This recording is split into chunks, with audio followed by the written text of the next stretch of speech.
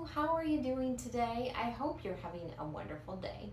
If you're getting ready to sell your home, there are some super important things you need to know what not to tell your realtor. That's right, your realtor is your advocate, your guide, your expert, but even the best agents in the world can be thrown off track by the wrong info at the wrong time. Some things are just best left unsaid, or at least said the right way. So today I'm breaking down the top things that you should absolutely not say to your realtor when you're selling your home. Some of these might surprise you, but they can seriously affect your timeline, your bottom line, and even how your home is marketed. So let's get into it. One of the most common things sellers say that instantly raises a red flag: I'm not in a rush to sell. Now you might feel that way and that's totally fine, but telling your realtor up front can change the entire strategy.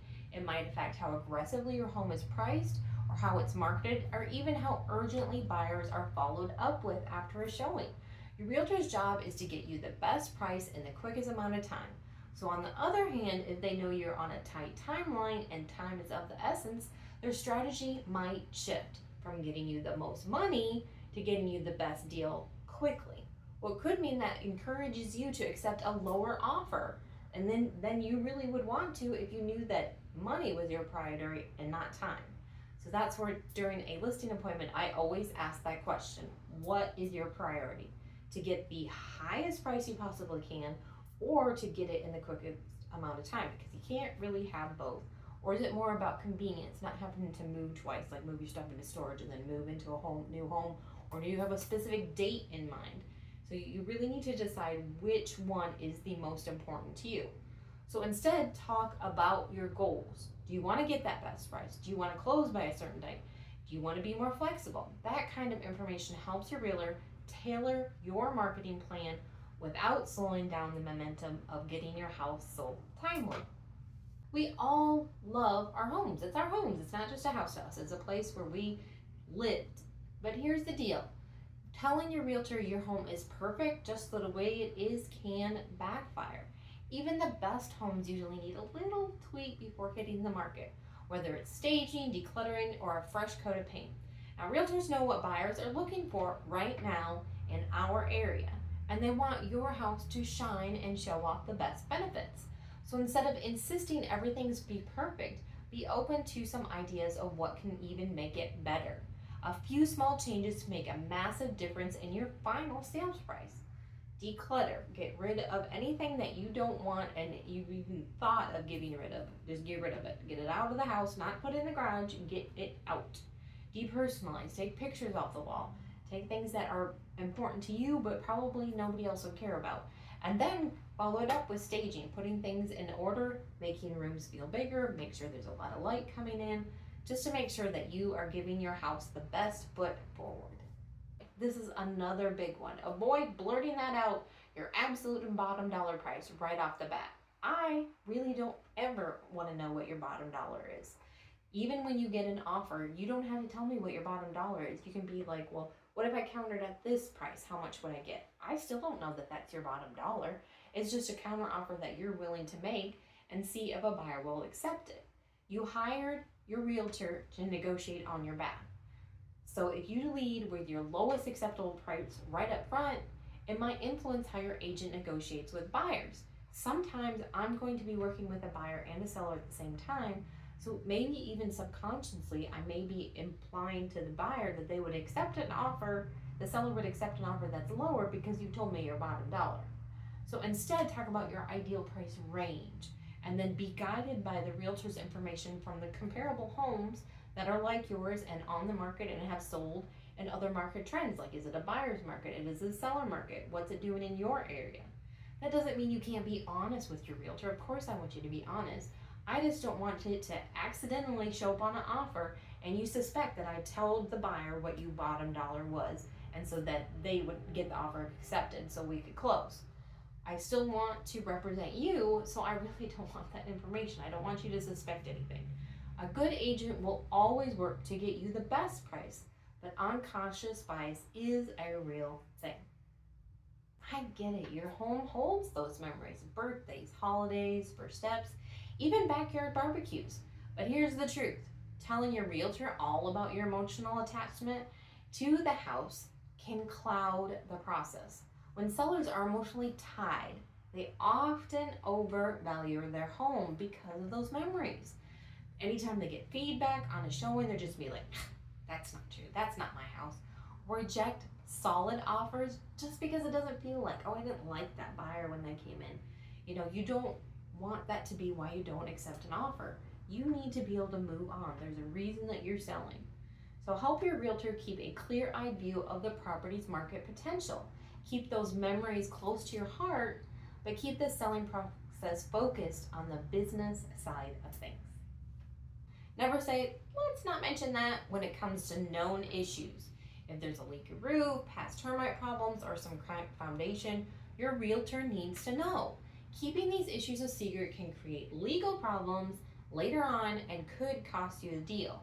And obviously, losing the sale is a much bigger deal than going to court and having to fight for money or worse, jail time because you were dishonest.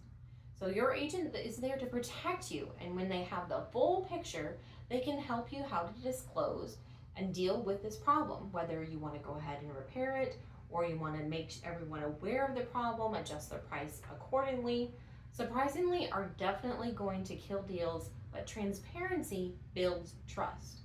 Now, Arkansas is a non-disclosure state, which means you don't have to fill out the paperwork that you're disclosing, but anything that you know about the property, you do have to convey.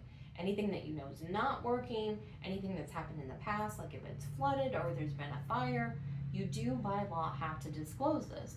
And this also goes along with if you have a buyer that gets an accepted offer on your property and they get an inspection, let's say they ask you for repairs and you decide not to do those repairs, all the future buyers have to be made aware of those issues that you are now aware of because that buyer asked for those repairs. So you have to reveal those to anyone, so just make sure you're aware of that, as well as disclosing things that you know before you even got the inspection. So there are many areas of that disclosure issue, but you definitely want to reveal to a buyer anything that you know about the property. Now, when it comes to divorce or other personal reasons, I can see why you'd hesitate to tell your realtor about it.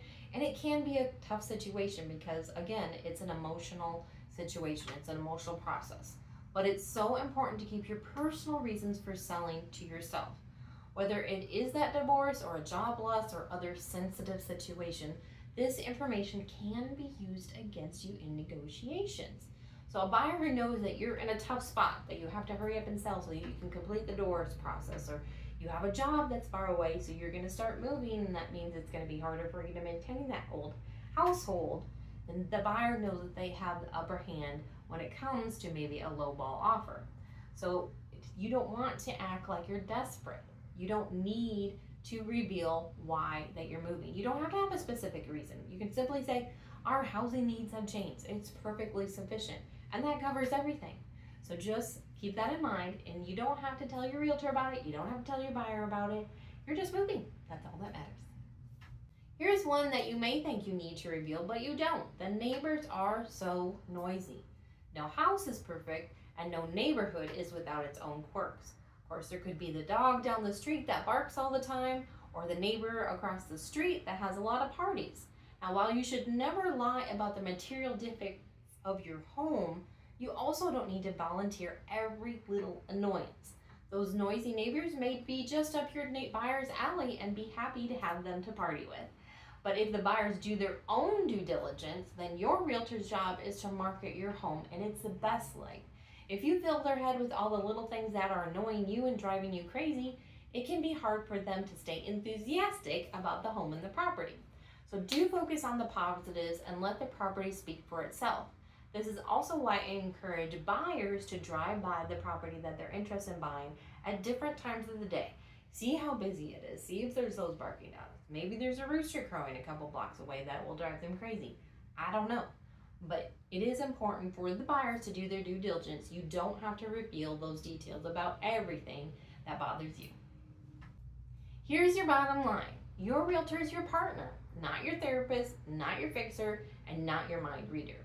What you say and how you say it matters more than you think. By staying focused, being strategic with what you share, and trusting your realtor's expertise, You're setting yourself up for a smoother sale and a better final price. Did I miss any other red flags, or what shouldn't you be telling your realtor? Let me know in the comments below, or check out this video where I take you step by step through the whole selling process. Thanks for watching and have a blessed day.